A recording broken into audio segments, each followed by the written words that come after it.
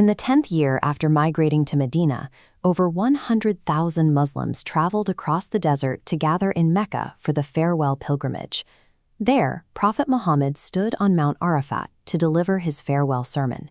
He used this moment to summarize everything he had taught the believers over the past 23 years. He spoke clearly about how every single person is completely equal. He commanded the men to treat women with kindness and respect, and he told the entire community to hold tightly to the guidance of the Holy Qur'an.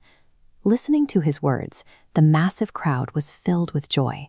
They now had a clear, complete guide for their lives.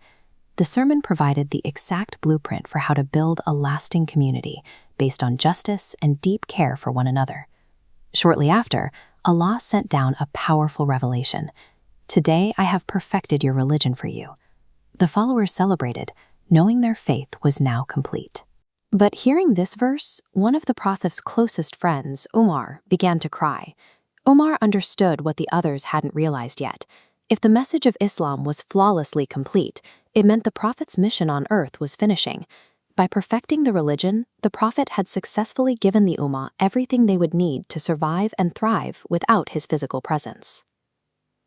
After the pilgrimage ended, the Prophet traveled back home to the warm green city of Medina.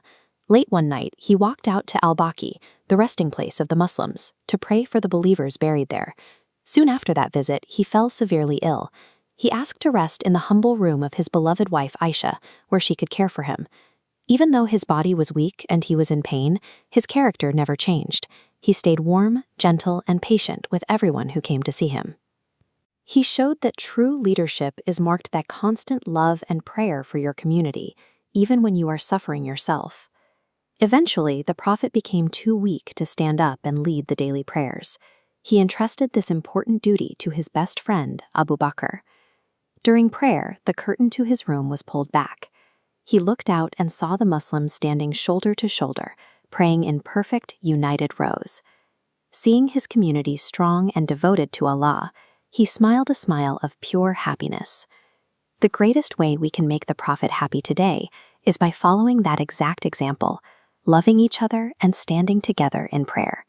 In those quiet final moments inside Aisha's room, Allah presented the Prophet with a choice.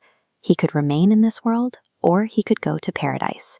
He raised his hand and whispered his final words, "Rather the highest companion in paradise." He chose to return to his Creator. He passed away on a Monday, in the month of Rabi al-Awwal. The companions were heartbroken to lose him, but they found deep comfort in knowing he had chosen the ultimate peace with Allah. The Prophet was a mortal human being, but the religion, his sunnah, his way of life, and the Holy Qur'an are forever. As long as we read the Qur'an and practice his good manners, his guiding light will remain alive in our hearts. You can help your child connect to this beautiful legacy. At Muslim Qur'an Academy, we offer live, one-to-one online classes to help kids understand and love the Qur'an and Arabic. Book your free trial class online today.